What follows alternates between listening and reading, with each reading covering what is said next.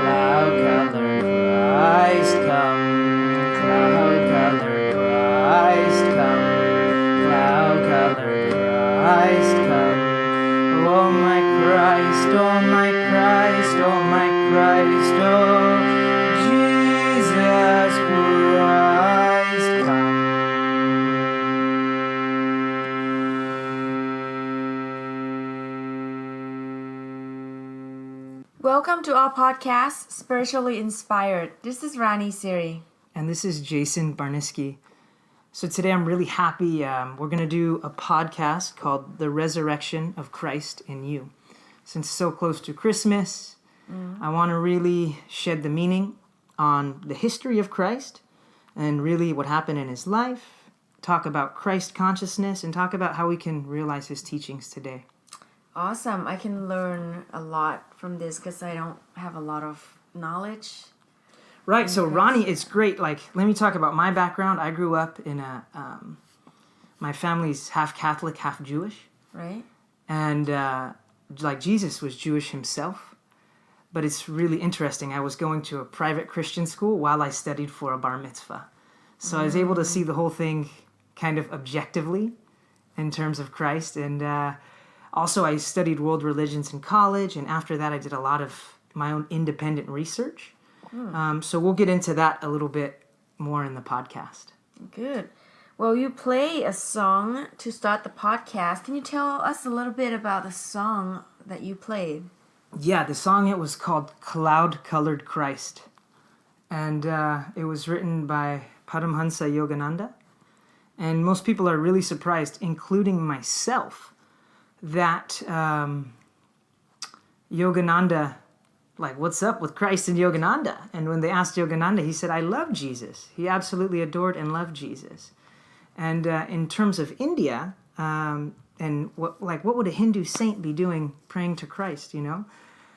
In India, the least that they could possibly look at Christ was like an exalted, super powerful, enlightened yogi. That was the least. Some of them may say that he's the savior of the world if they're Christian, but at the very least, in the Hindu tradition, they look at Jesus like an all-powerful yogi.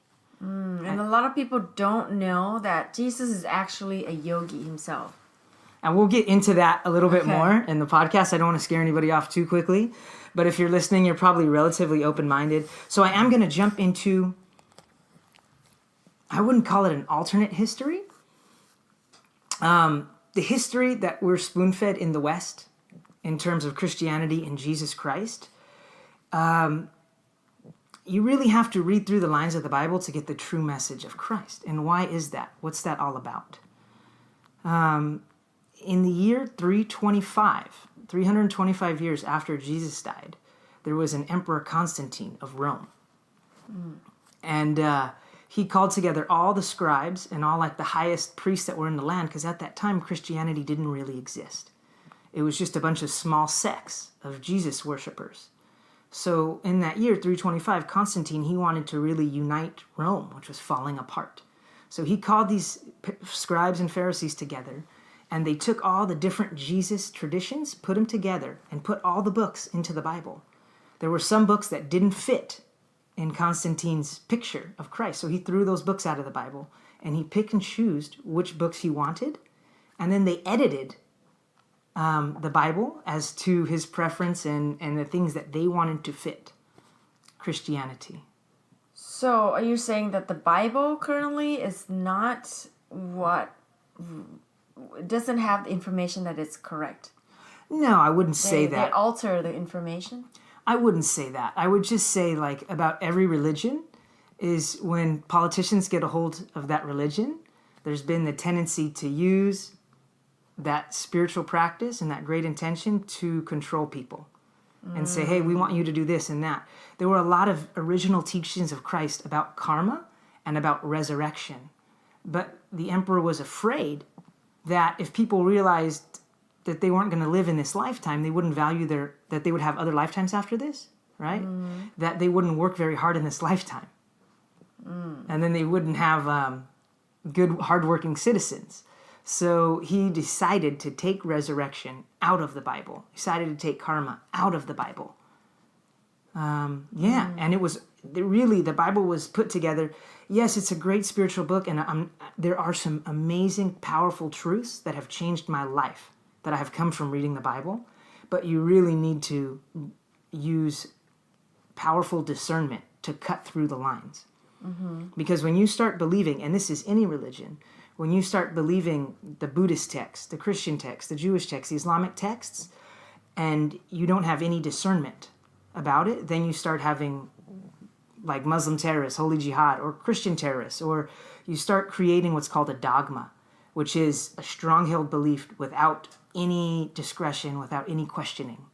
So I don't encourage anyone to change their beliefs on what I say, but I really encourage everyone to question what they believe and why they believe it, and is it in alignment with their own inner truth. And just really be open-minded to really look at what is the truth, right? Right. And the Bible is great. I love the Bible and I love the Buddhist teaching too.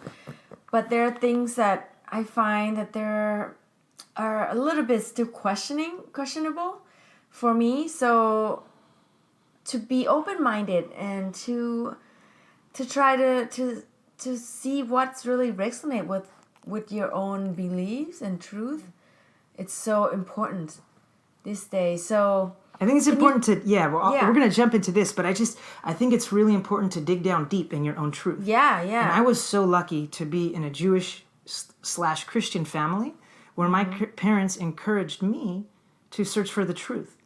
And I found it. And in studying Buddhist texts and Krishna's texts and Christ's texts, what I really found is they were all saying the same thing, just using different words. So your parents didn't just tell you, Jayson, you have to be, Jewish, or you have to be believing in Christianity. Like, they just be open-minded and let you choose, right? Yeah, absolutely. And I went to a private Christian school because that's the school that was available at the time. But I also chose to have a bar mitzvah and then go through the traditional coming of age ceremony for Judaism, which is learning to read Hebrew and learning all the prayers and all these things. And this whole deal in university, and I majored for a long time in world religions, what I realized is that religion is spiritual technology. Now, we can use technology for good or bad, but if we choose to use this spiritual technology to connect with the divine, the world is an amazing place. So with that, let's jump into Jesus Christ, East versus West. Dun, dun, dun. Sounds like a football game. So I don't want you to think I'm just making this stuff up. So I want to give you a couple books and a couple resources if you choose to do so that you can look into them. The first one I'd recommend is, there's 2 books by Yogananda. Believe it or not, Yogananda wrote 2 books on Christ. The first was called The Second Coming of Christ, The Resurrection of Christ in You. And then another book that Yogananda wrote was called The Yoga of Jesus. And those are both amazing books, and Christ has a lot of hidden messages, which I'll jump into later in a lot of his teachings. And you can clearly see where this Eastern tradition is fused. The guy that first turned me on to an alternate version of the story of the life of Christ, his name is Edward Martin. And he wrote a book, it's called The King of Travelers, Jesus, The Lost Years in India. And it's an excellent book. It is filled with historical data and cited data. It's really, really good. At the end, he goes a little bit off topic, but all in all, the book was amazing, and there's great pictures of all this stuff. Another one on YouTube that you can access right as soon as you finish listening to this podcast, not right now, is there's a documentary, a BBC documentary. It's called Jesus in India. And that's amazing, mind-boggling. It'll blow your mind. So I first learned about this. Jesus was in India. What the heck? That's far out. But then I went home, I saw this book, and I started thinking about it. Well, where did he learn all this spiritual wisdom from? Because what we know in the West, what we're taught in Christianity and Judaism also, is that when Christ was born, it was an immaculate conception, right? And we know about his life right up until the time of his bar mitzvah. So he's about 13 years old, at which point the trail goes cold. We don't hear anything about him until he's 27. The only thing the Bible says was he came back and he returned in the favor of man. In the eyes of God and man, he came back in favor. So he returned with favor in the eyes of God and man. So the whole time that he was gone, no one knows. Yes, Is there a Christianity. documented that he was in India? Yes. Someone? Yes. Christianity kind of leaves a blank. And so it really kind of blew my mind what happened. And so I'll just kind of get into the story a little bit more. And here the Christian story is still the same as the West. But something I want to say right now is here in America and in Europe and largely in parts of Africa, we all, in South America, we all believe one story.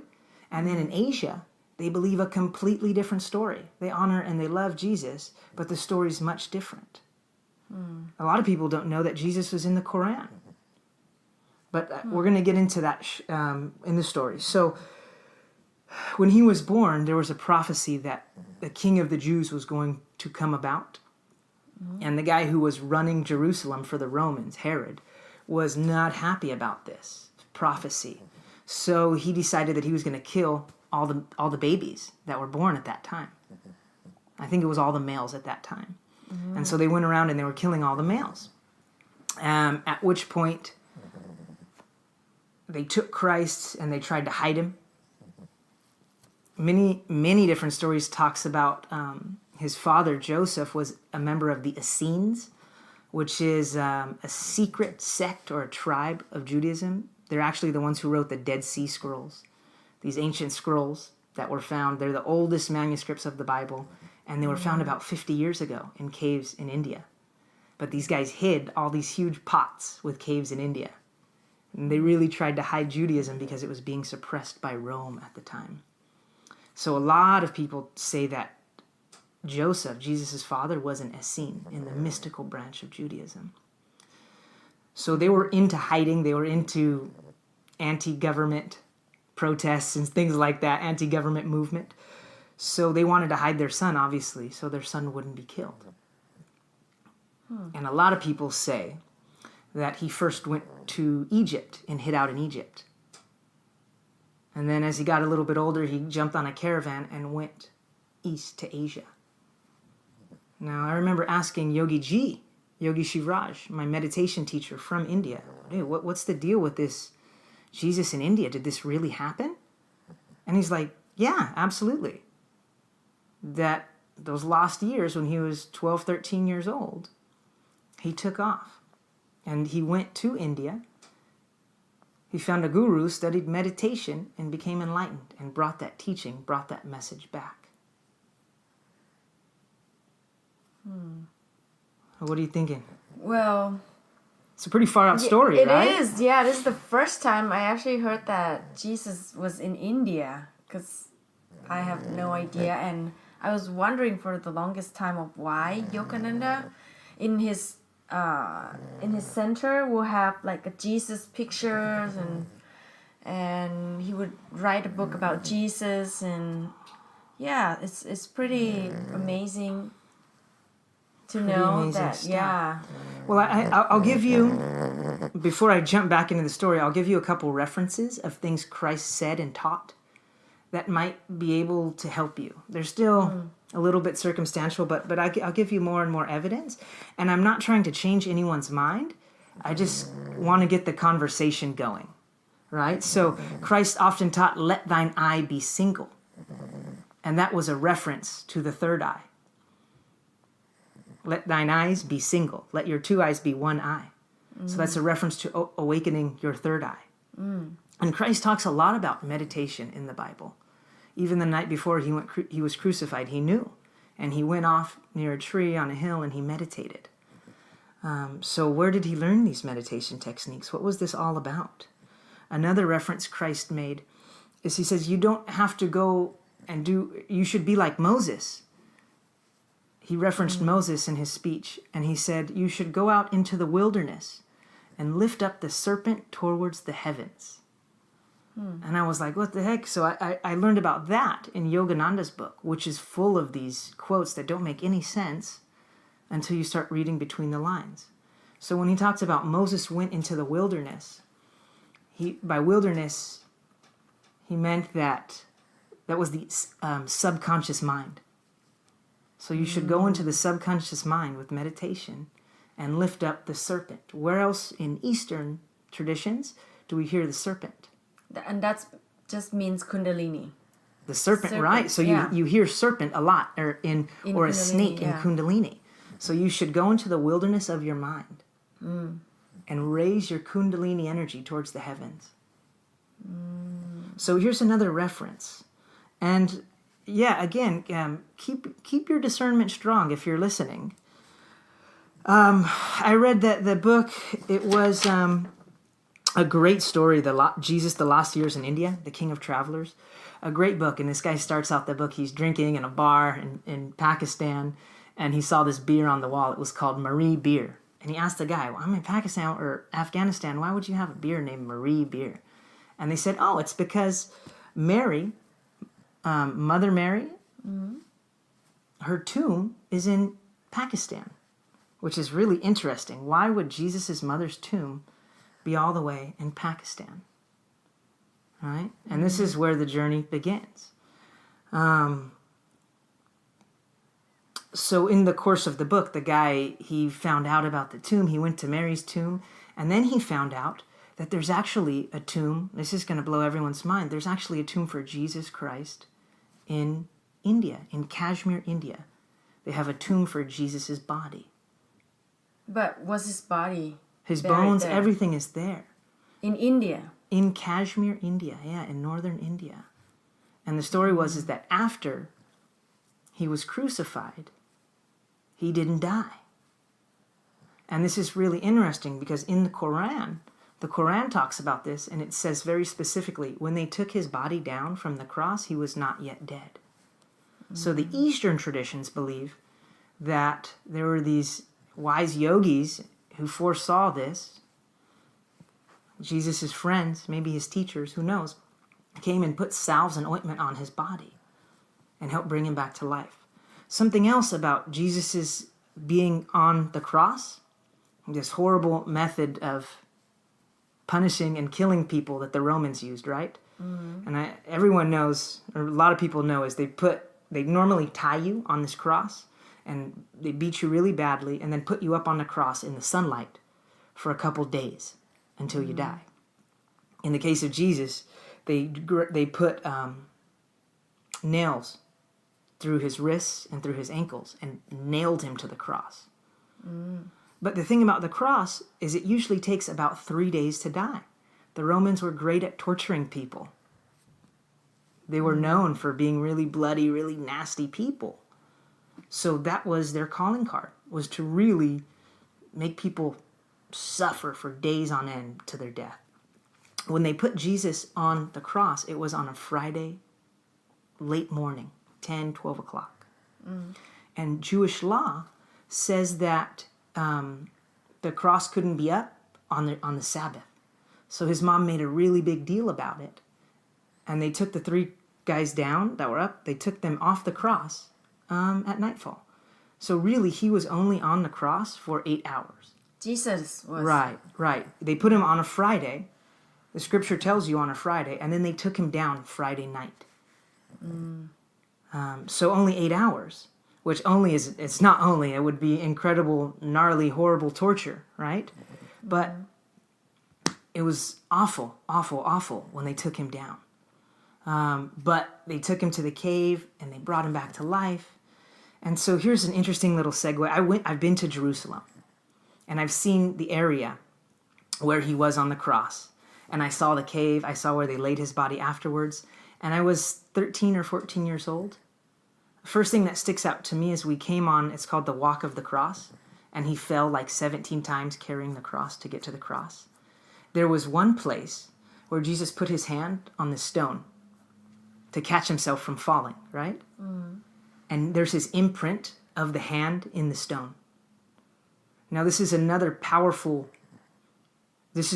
that powerful yogis used to do, and also Buddhist masters would do, was to leave a footprint or a handprint. They had so much prana or chi that they could leave a footprint or a handprint in stone. So I actually put my hand in his handprint, and it was this amazing feeling. I can't really describe it. I encourage you to go there for yourself. But when we got to the area where the cross was, it all fit inside one building in the middle of the city. And something just seemed fishy to me. Because in the Bible, it sounds like they took the cross outside of the town, and then they laid his body and covered up his body, and then took him to a cave. And it sounded like these were relatively spread out, and it was on the outside of city. And I asked somebody about this, and they're like, oh, well, there's an alternative site for the cross. So even Christianity's divided about where he was crucified, about where he was laid, about all these things. Even Christianity itself is divided. In Jerusalem, there's 2. So something in the story is not adding up. And even last year, that tomb where they said Jesus was laid underneath it and there were potentially his bones there from his physical body, the Vatican opened it and they wanted to do a survey of what was there, and they didn't release their findings to anyone. And they said they never will, and it won't ever be opened again. So what's with all the secrecy? What's with all this about? So this is where I'm really going to veer off into the Eastern tradition. The Eastern tradition, after his bar mitzvah, normally in Jewish time, like in that time, Jews were married immediately after their bar mitzvah. So this is also something suspect when Christ shows up at 27 years old that he was not married. Only like an invalid would not be married. Right? Yeah. So where would he be that he wouldn't be married? Maybe he took a vow of celibacy, or he was living a monastic life. But it doesn't make any sense why he wouldn't be married at age 27. So the Eastern tradition believes that they took Christ and he journeyed through Egypt, and then he made his way back across through Iraq, Iran, Afghanistan, Pakistan, all this stuff, went over, and then went into India. And so I've read a couple different books that there is a monastery, and I don't have the name, but you guys can find it in the King of Travelers book. There's a monastery that the guy went to, and they have all these pictures of saints and holy men. And there was a picture, they pulled out a very tall picture of a light-skinned man with red hair. And on it, his name was Isa, I-S-S-A. And in India, that's what they call Christ, is Saint Isa. Isa. So there's a picture of him there. And the picture is about 2,000 years old. Where can you find this picture? It is at a monastery somewhere in northern India. And it was a Buddhist monastery. And then there's another monastery, some actual historical data. And again, these are in this book, The King of Travelers. It gives you that specific information. I'm sorry, I don't have it with me. But there's a monastery that records everyone who comes and visits it. And there was a person about 2,000 years ago whose name was Isa, who visited that monastery. So nowhere have I really been able to find a lot about what Jesus did or where he studied or what he learned. What Yogi Ji told me is that he learned meditation from a meditation guru. A lot of stuff I've read talks about him reading a lot of Buddhist teachings, and perhaps that's why his teachings of compassion are so similar to the Buddha's teachings of compassion. In the East, they believe he became enlightened in the land, in the birthplace of religion and spirituality, and then he went back to the West, carrying this amazing message that I am the way, I am the truth, I am the light. You know, it's interesting, but in the East they talk about Dharma, the way, like Buddha said, follow your Dharma, the way. First thing Christ said, I am the way. I lost myself and I became the way. Also, Buddha describes Dhamma as truth. I lost myself in the truth. I am the truth. So really interesting how intertwined their teachings were. So I again, make up your own mind. I just want to present some of the facts and some of the things that I learned. After Jesus died, the alternate story is that they took his body off the cross and he survived. He lived. And he fled Rome, or he fled the land that was under the Roman control, Jerusalem. And he went to India where they couldn't go after him. His mother died on the way in Pakistan. And then he traveled through India and taught, like Buddha did actually, and then died in Kashmir. But the story in the Bible is different. The story in the Bible is that he died on the cross, right? And they put him in a cave. After 3 days, he was dead, and then he resurrected. And again, amazing, even the stuff that's in the Bible, there are a lot of incredible yogic traits. Whether that ending story is real or false, I think what's amazing is the miracles that Jesus performed. And how did he get this ability? When I first got into yoga, I was introduced to the Yoga Sutras. And Ranee didn't believe me when I told her this. But some of the things Christ was able to do was like walk on water, to heal the sick, transform things, like food, make more food out of a little bit of food, heal the sick, heal the dead, heal this, heal that. So when I'm reading the Yoga Sutras, it's 4 chapters. The 3rd chapter of the Yoga Sutras is called Yoga Siddhis, the powers of yoga. We talked about it in our last podcast. But in it, it says if you meditate on the sun, if you meditate on this, if you meditate on that, you can have these powers. And as I was reading it, it was literally listing all the stuff that Christ performed. Like, if you meditate on this, you can be light enough to walk on mud or water. If you meditate on this, you can heal the sick. If you meditate on this, you can bring somebody back from the dead. If you meditate on this, you can come back from the dead. So it literally, every single miracle that Christ performed, it gives you the actual technique to accomplish that. And where can you find these techniques? In the Yoga Sutras. The Yoga Sutras by Patanjali, which was written 2,500 years ago, 500 years before Christ. So it was available, but again, it's like, what are the techniques? Okay, if you samkalpa, which is like you meditate. It's the last 3 limbs of the 8 limbs, right? So concentration, meditation, and enlightenment on meditating on the sun, and you can have this. So it's not like in any easy technique. It's basically you attain enlightenment through this technique and you can gain this ability. Well, I don't know if you remember a while ago, we were teaching yoga at the market and at the bazaar. And this Christianity man came and he was mad at us to... Oh, he was like a Seventh-day Adventist or something? Yeah, that we were trying to teach his kid yoga. And I thought it was interesting that a lot of people think that yoga is a religious thing. So let's clarify some of that. It's yoga. It's a path of enlightenment. It's not a religious It's more thing. It's a myth. It's more scientific than religious. Right? And the argument that I offer to everyone when they bring that up is actually here in Encinitas, there was some people who wanted to start teaching yoga into schools a couple years ago. And it made it all the way to Supreme Court. It's just separation of church and state. And the Supreme Court of the United States government ruled that yoga was not a religious practice, that it was a scientific one. And they're allowed to teach in school In now school. in Encinitas.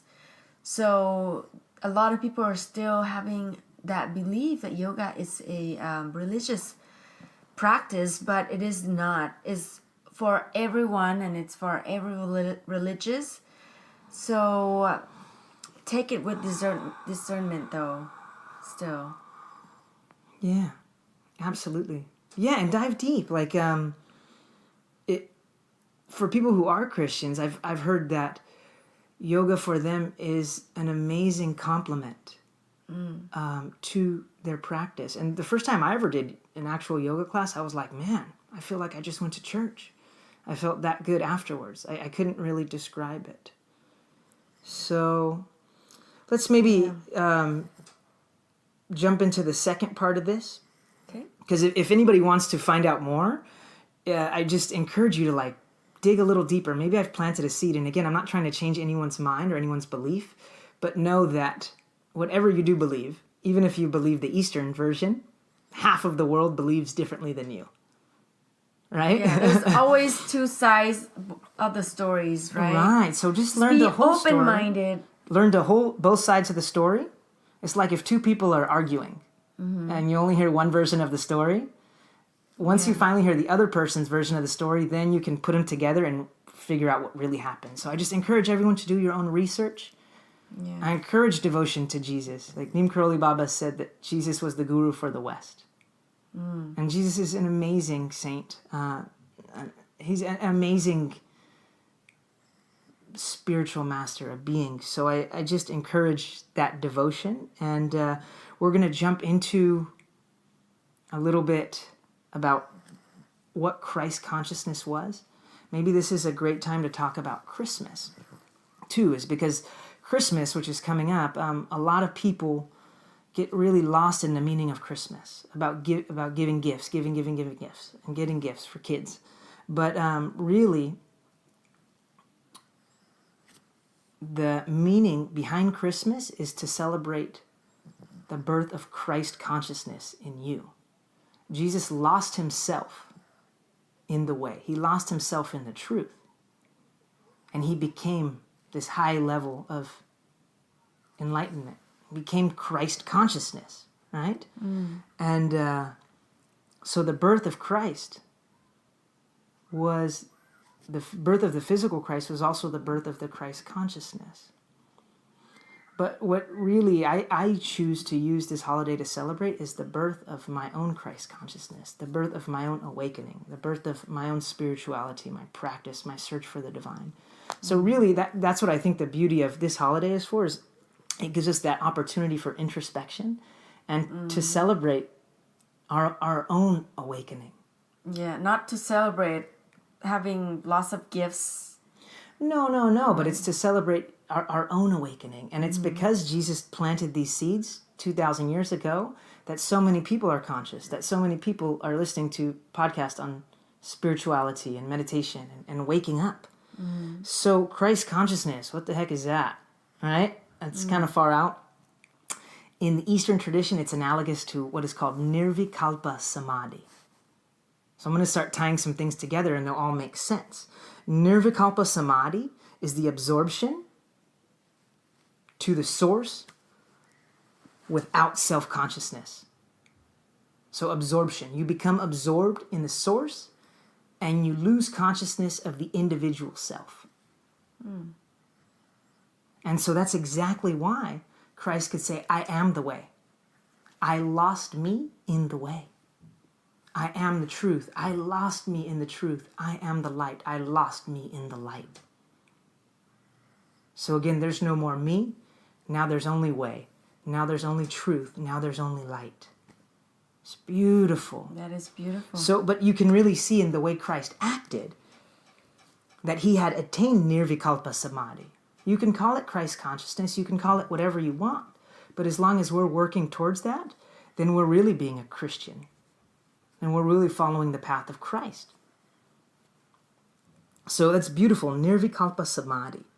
I am the way. I am the truth. I am the light. Because I've lost myself. And I now know what is real. He also said, I am my Father, and my Father is in me.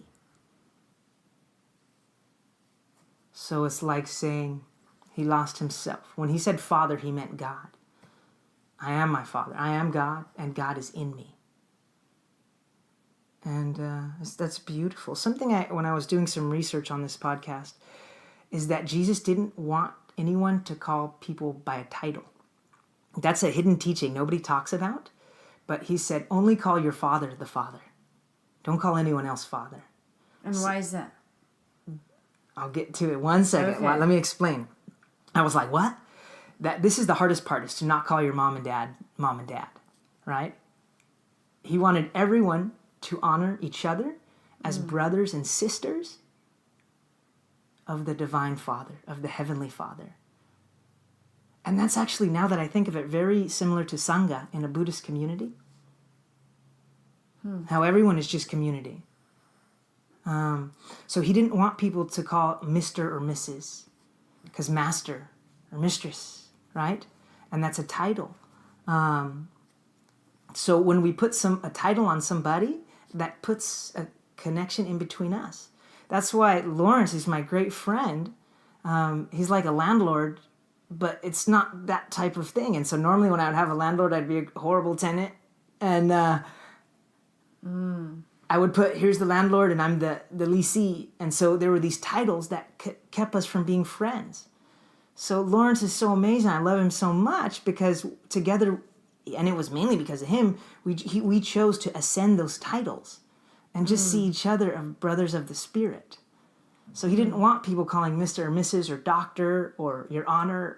He wanted to see everyone together as one family of the divine, of the Heavenly Father, Mother.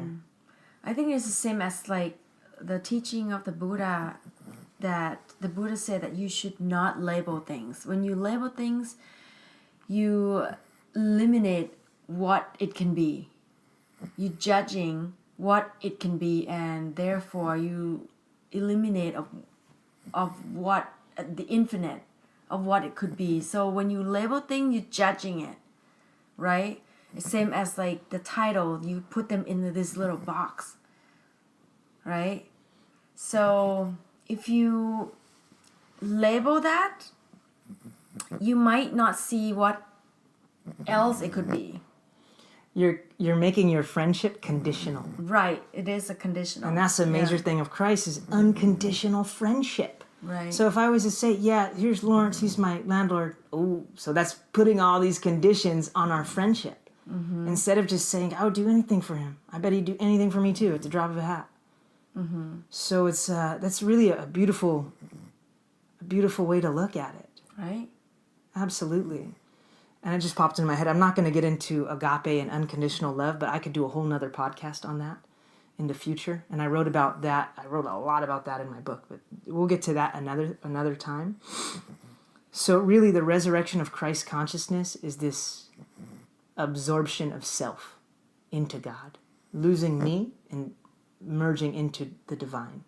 And so that's why it's like Christ said, the kingdom of heaven is in you.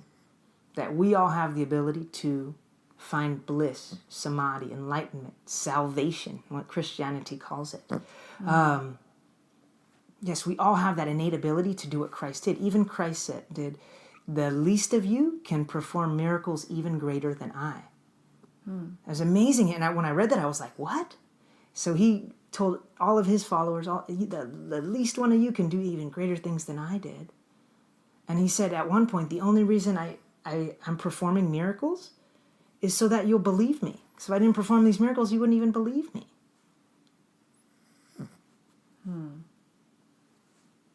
Lest you not believe. And that's a big pitfall that people on the spiritual practice fall into, is trying to develop these powers. When really, we talked about that on the last podcast, but developing these powers can divert your attention from union with God. Yeah. And that's what Jesus had. Yeah, that's more of like connecting with the ego more than just with God. And Absolutely. He wanted to have the power so he can control others or whatever it may be. Whatever, yeah. Really, the Having number one fame. thing has to be to connect to God. Yeah. That's what every yogi, that's what every Buddhist, that's what every true Muslim, true Christian, true Jewish person really wants, is to connect with God. So I just encourage everyone to take the labels off of traditional spiritual practices, take the labels off traditional religious practices, and dive into your own personal spiritual practice. If you like counting mala beads, the same way that Hindus do, or if you choose to count a rosary, the way that Christians do, just drop the label and merge. Or the separation. Right, drop the label and merge with the infinite. Right. Because as soon as we do that, we see the interconnection of all things, and then again, it makes it possible to lose ourself in the love of God. So we'll jump into the end. Is like a couple. I want to point out a couple really important teachings of Christ. In my mind, these may be these are some major realizations. I'm going to share 3 of them. One of Neem Karoli was an enlightened yogi in India, an amazing man. And his students asked him, how did Jesus meditate? And he dropped into deep meditation. His eyes started crying, tears running down both sides of his face. And he opened his eyes and he said he lost himself in love. So again, we have this ideal of nirvikalpa samadhi and losing ourselves in love. Is it meditation teaching? Was it written in the Bible? The meditation that was technique? one of my biggest problems when I got into yoga and meditation. Is like, how does Jesus meditate? And when you go to church, very few churches, I haven't ever been to one, that teaches meditation. Now, there's a few places here in Encinitas that I know do, like the Seaside Center for Spiritual Living, or there's other churches, or the place where we attend is Yogananda's fellowship, the Self-Realization Fellowship, where we meditate every time there. For the most part, they do not teach meditation, they teach prayer. But really, something that Christ said is like, be still and know that I am God. So this was a commandment, a teaching of Christ. Be still. What do they tell you at Vipassana meditation? Be still and sit there and just be. So when he said, be still and know that I am God, be still and sit there in stillness until you know the truth. So the people that believe in Jesus, they don't meditate at all? Don't say that. Don't say that. I know many Christians who meditate. Okay. And I know many Christians who have a meditation practice. In organized religious churches, right? Most do not teach meditation. Now, again, there's different forms. There's singing, devotional singing, which is beautiful in the Christian tradition. There's prayer, but I haven't ever been given a meditation to, you know what, I take that back. When I was in prison, a guy taught an amazing meditation. Is where you sit and you slow your mind and you're still. And then, this was actually a St. Francis meditation. And then you imagine that Jesus is sitting right in front of you. And then you imagine that Jesus is wrapping his arms around you and hugging you in a loving embrace until you merge with him. So yeah, let me jump into the three. So that was the first one, was losing yourself. But yeah, most churches don't have much meditation, but that doesn't mean that you can't meditate on your own, because meditation is a personal practice anyways. Right. So the second one is, that was a perfect intro, is do your own spiritual practice. This is a major teaching of Christ. Be still and know that I am God. Do your own spiritual practice consistently, heroically. Practice heroically. Right? I love that. So do your own practice. And the third major teaching is kindness. Always choose kindness. Be compassionate. Right. Kindness, compassion is love in action. So being the living embodiment of love, The Bible says God is love. So to live with God is to be kind and compassionate to everyone, every chance you get. That's how you can have unconditional friendship. You know, so that's how you can just really connect with all people. There's a beautiful story about altruism. It's a word that doesn't get thrown around a lot. But altruism is devotion to someone other than yourself, right? And Martin Luther King came up with these 3 levels of altruism, but I'll tell the story quickly.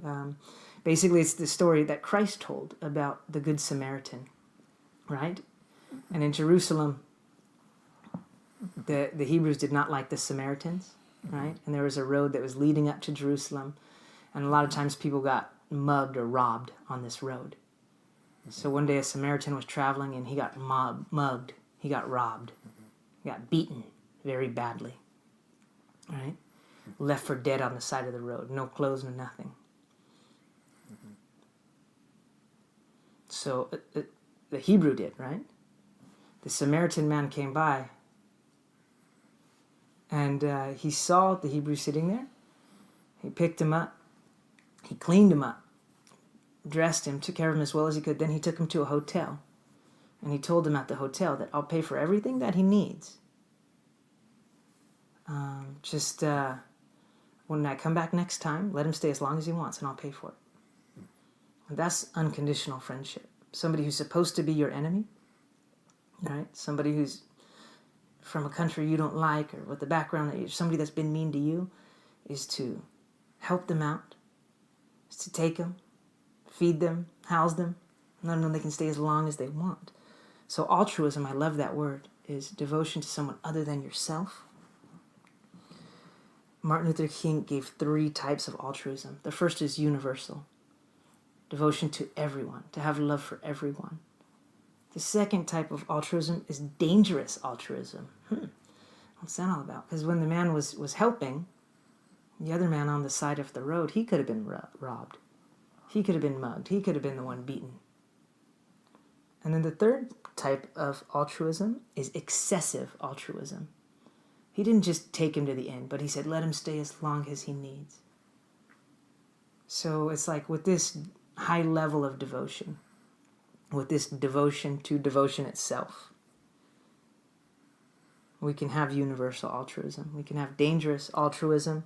We can have unconditional altruism, and really love so much that we lose ourselves in that love, which is the truest teaching of Christ. So I think we'll wrap up with that. And thank you guys for sharing this with us. I hope you have a wonderful Christmas, and you really celebrate the birth of Christ consciousness in you. Yeah, thank you so much everyone for tuning in.